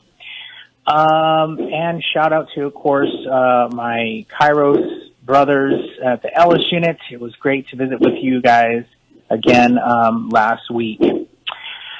So for this special Independence Day mentor moment. So this is a day that we celebrate freedom and in this country, and I know everybody sort of thinks about freedom differently. Most people would say that freedom is by virtue, that it should be something that it just kind of depends on how you define it. Okay, so a lot of people would define their freedom as the absence of any kind of restraints, or of course, absence of chains. We are free when we are free of things that hold us back. So others define freedom by our own human will, and it can be something that we can choose what we want and whenever we want, and that's what freedom means to some people. But this is a little bit different than what is found in the Word of God in the Bible. So God's Word says that freedom is found whenever the Spirit of God is found. So freedom is found when we live according to our God-given purpose for this life. So freedom doesn't come from doing whatever, whenever we want, and living however we want. But instead, it comes from being free of things like addiction, free of anger, free of hate, free of unforgiveness and bondage, and living a wrong life. That is true freedom that I would offer you this evening, and that is a freedom that is available to everyone, no matter where you are, is that freedom. So I'll leave you with this. You, my brothers and sisters, were called to be free, but do not use your freedom to indulge your flesh, rather to serve one another humbly in love. And that's Galatians 5:1. And back up to Galatians, it says, starting in verse 1, it says, "It is for freedom that Christ has set us free. And to stand firm then, and do not let yourselves be burdened again by the yoke of slavery." And that is my mentor moment. Everyone have a great and safe 4th of July, and I will talk to you guys next time. Good night, everyone. Good night. Bye. All right, I'm going to do my shout-outs really quick. Of course, Farron. One of my best friends, Farron, and Blaine. T, Big Head, Jason Thornburg, Quick at the SL unit, David Hunter, Larry at the Huntsville unit, Britt Rapowski, Rodrigo Xavier, Troy Glover, Travis Fletcher, Stephen Drayton, Kenneth Decker, Eddie at the Wainwright unit, Denise Farmer, Brian Rogers, Joel White, Jay at the Wynn unit, Leroy, Brian Rogers, Russell Rieger, and Earl Bryant, Dexter Black, and let me see, Wesley Gillard. They did not pass that bill, Wesley, but I'm going to drop you a line. And my favorite, Fernando Patino, sent me this very nice card. And thank you very much, Fernando, and a big smile to you. And of course, CJ. Hey! And I'm waving to each and every one of y'all out there. And let's get to Stefana.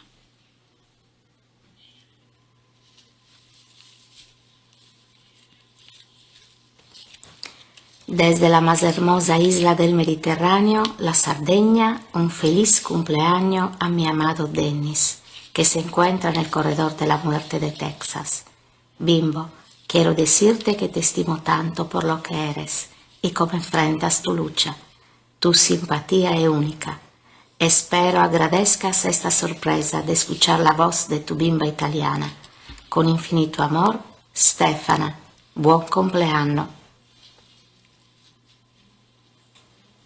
Ciao Dennis, buon compleanno da parte di Lia.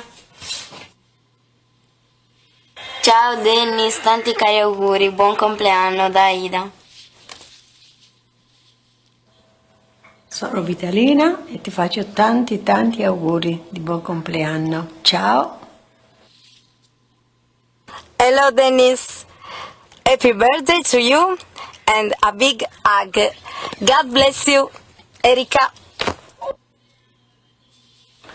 Ciao Dennis, tanti auguri, buon compleanno, ti mando un abbraccio forte e buona vita. Ciao Dennis, sono Silvana, tanti auguri, buon compleanno, ti mando un abbraccio forte e buona vita.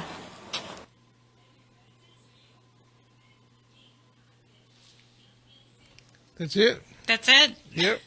Well, he's one lucky person named Dennis. I guess it's his birthday. I wish I could understand everything that was said. I wish I could too, but you know what, Dennis, I'm sure that you understood, and happy birthday. Yep. Ray used to invite everybody, and I want to do it too. It doesn't matter if you're speaking English or whatever your native language is, as long as whoever you're talking to understands what's being said, then have at it. You get about 2 minutes. Call us up and let them know that you love them. And as long as you're not cursing. Well, we have 7 deadlies, and I don't know if anybody would know what that would be in Italian or French or German or not. So. It'd be kind of funny, wouldn't it? That would be. As long as they had a nice tone to their voice, we'd never know. Absolutely not. So if I have a nice tone to my voice, can I? Well, if you're speaking in English, of course, you can't say those 7 deadly words. Oh, yeah. But that lady called up a couple of weeks ago and let her husband have it, and she didn't do such a bad job. She didn't sound really majorly angry or cuss or anything. That's right. I forgot that. That was a mic drop right there. That was a mic drop. I didn't stop her. I mean, she didn't She wasn't, I mean, she didn't say anything wrong. I mean, she just let him know how she felt. She let everyone know. Yeah. Linda, you got to turn your mic on to talk. Whenever you're talking in the background, people can't really hear you. They want to hear your lovely voice, so turn your microphone on and talk into it. She's not going to do it. She's back there grinning. I got a poem for to read for him to her on the air next week. Oh my! Here we go. Oh, hey, did you? You're not going to read Dennis's poem next week? Remember Dennis Richardson? He sent you a poem. Oh yeah, I got it here. Yep, you read that one. Yeah, I sent it to you. And you said you had one last week. You already had one in the queue. So don't get it out of queue. Yeah. I don't know. Maybe we can. Yeah, I can send it back to you if you want. Maybe she can like slide that one because I kind of want to hear it. Maybe she. Dennis Richardson's? No. Oh, the other one? Yeah. Yeah, but I mean, Dennis is kind of waiting. It's kind of short. Oh, then maybe she can do both. Get thee behind me. Oh, wait a minute. Never know. Yeah, we're going to keep things in the queue, but if it's short, yeah, I'll talk fast during the segment. Cool. I want to hear another mic drop. We got Charles Bobin on line one. Let's get to Charles. There we go. Hey, Charles. Mike, you know my name is Clarence. My name is not no Charles. You know that. I didn't answer the phone, so all I can do is read what was typed. You put Charles instead of Clarence. Yeah. Oh. Sorry, Clarence. We miss you. You hardly ever call us anymore. You doing all right? Yeah. No, I'm in the hospital, man. I've been in almost 2 weeks. Oh, man. After I swallowed surgery, it got infected. They got wild tubes running everywhere. Oh, man. So how long do they think you're going to be there? I don't know. Well, I might get lucky to go home tomorrow. I might have to stay here another week. Well, we'll put you on the list. You'll be in our thoughts and prayers. I appreciate it. I tell all the fellas on it, all of them that know me. Tell them I'm thinking about them, although I'm not there. I don't want to be there, but I'm thinking about all of them. Well, tell them. They can hear you. Hope all of them doing well. Y'all look out for each other with a smile. You know, on that Stars unit, Pulaski unit over there. I've been out since 2017. I'm still struggling to make it. Pray to God y'all getting along and having a peaceful time. And stay away from them Johnnies, man. I know you don't want them. That's what they got me. That's what they got me up in the hospital. Ooh. But, yep, this time of night, they give you a little Johnny set. I'll take care and know them things about you. All right, I try to call more often. Appreciate you, Clarence. You know Mike hollers at you every week. I tell him I appreciate it. I think Tom does too, doesn't he? I think so, yeah. Yep. I'm not starting listening to the program, man, but I've been so out of there because it ain't funny. Yeah, well, we've got lots of different platforms now. You catch us here on Facebook Live. We're on YouTube. All your favorite podcasts. We're on KPFT streaming on kpft.org. And then, of course, live here at 90.1 FM KPFT. I don't know where you're at. If you're in Galveston, you can get us at 89.5. If you're up towards Huntsville, you can get us at 91.9. No, I'm in San Angelo, Texas. I'm in West Texas. Oh, so you'll have to get us streaming in. Right now. Yeah, how you listen to us now? KPFT.org?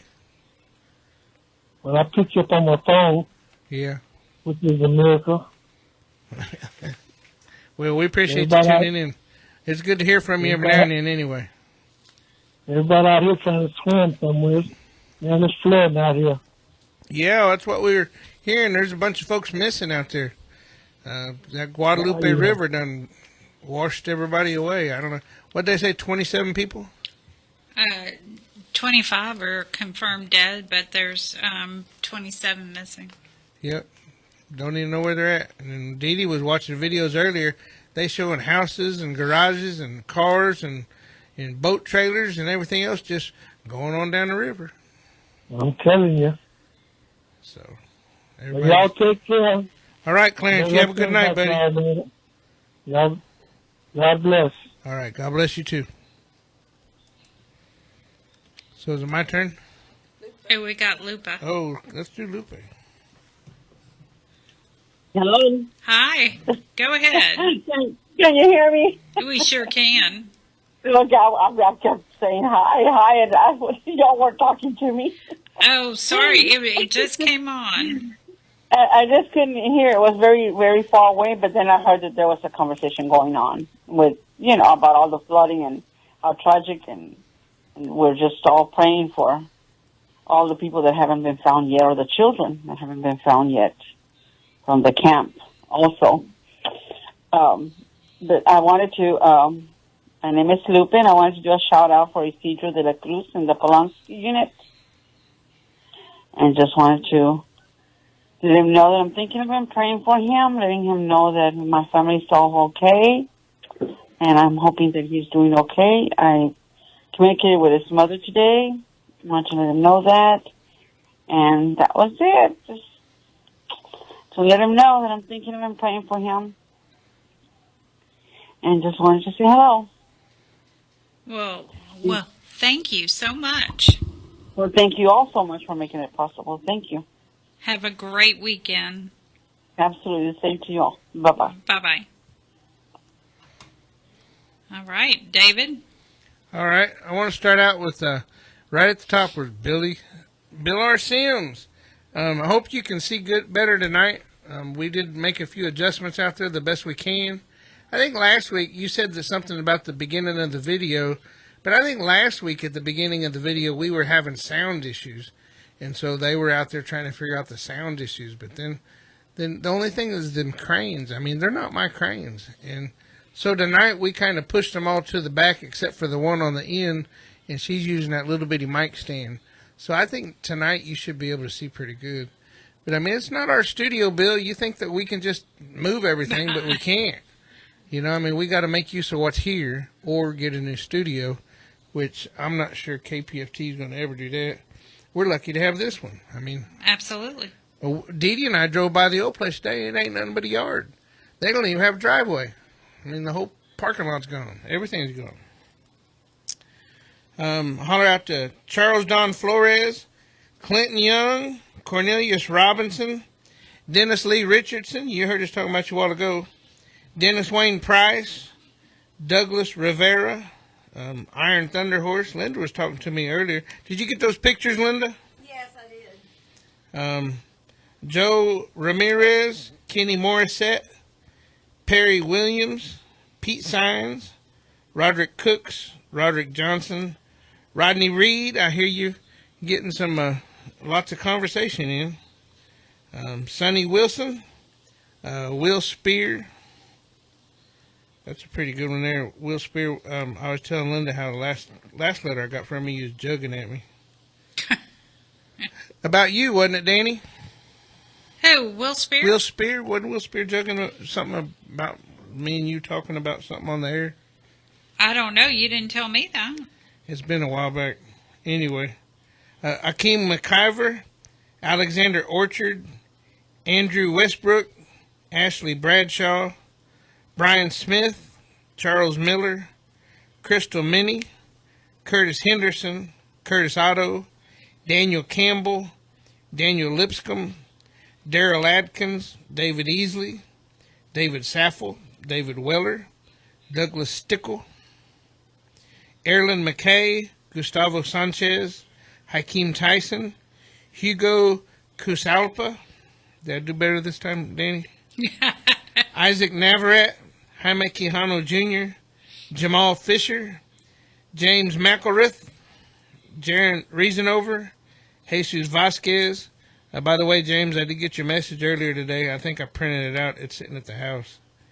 John Graves, John Thomas, Jordan Seal, Joseph Bender, Joseph Nimitz, Kerry Sellers, Colton Caruso, Kyle Triplett, Lamar Sanders, Larry Johnson, Lionel Rogers, Marcus Brown, Maria Pena, Mark Sykes, Marvin Covington, Matthew Hoover, Michael Flores, Michael Johnson, Montana Ruckman, Maury Holloway, Nicholas Smith, Kari Brumfeld, Rashad Eady, Richard Little, Richard Smeal, Rodolfo Correa, Ronald Allman, Roy Forbes, Ryan Kloss, Shabazz Muhammad, Stanley Corbett, Stephen Bartley, Stephen Drayton, Tiffany Cheeks.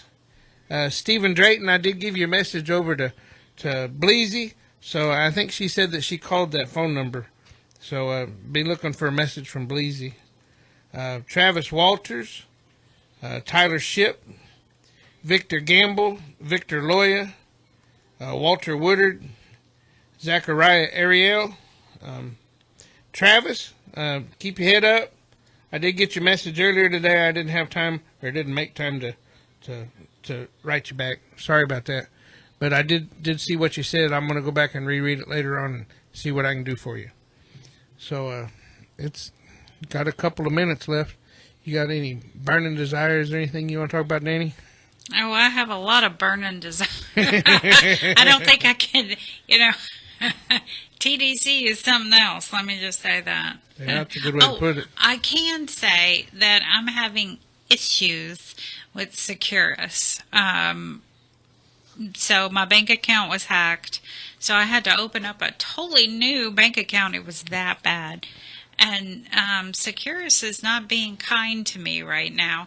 So if I don't write you back e-messaging, please just be gentle with me. I will get to you. But I can't put any stamps on my account. Wow. Because they won't take your new bank account? No, they, my old bank, because it got hacked, they disputed all the charges. And one of them was a legitimate charge to Securus. Oh. And now Securus is like, you disputed it. No, I didn't. My bank did. Well, that ain't no good. No bueno. No. So are they going to fix it?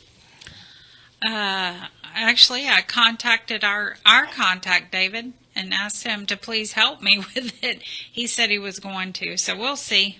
That's good. I'm trying. Yeah. Wonder if they wouldn't. Anyway, he'll take care of you. I'm sure he will. I hope. It'd be nice, huh? Yeah, it would be nice. All right. Well, it's getting to be about that time, so we appreciate you guys tuning in. I know it's 4th of July, and you didn't get to see the fireworks. Hopefully, you got to watch some on TV. It's not Independence Day for everybody. Believe us. I was talking with another returned citizen. Let's find the correct term here. Yes. Earlier tonight. And we were chatting because he got what did he get? He got not Clemens. He got a pardon, but he said that it's not 100% pardon. It's not in Texas. He's in like Georgia or something. But he said that it's still on his record, even though they pardoned him. He's no longer on parole, but it's still on his record. Whenever he tries to go get a job or goes to get an apartment or something like that, it's still held against him. So you'd think that whenever you got a pardon, you were actually pardoned, you were forgiven. Yeah. So, but he said that's not the way it worked out there. So I'm not sure how that works. I know that I'm off parole now. I discharged, but I got a few of my rights back, but I don't have all my rights back. I'm always going to be a convicted felon unless I can get everything expunged and closed out.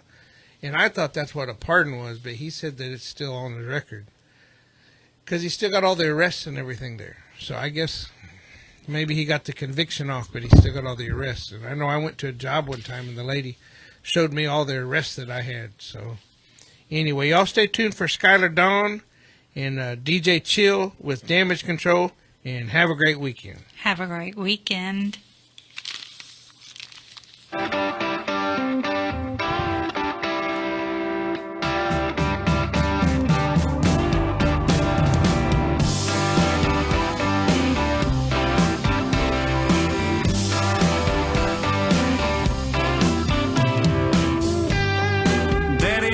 to see you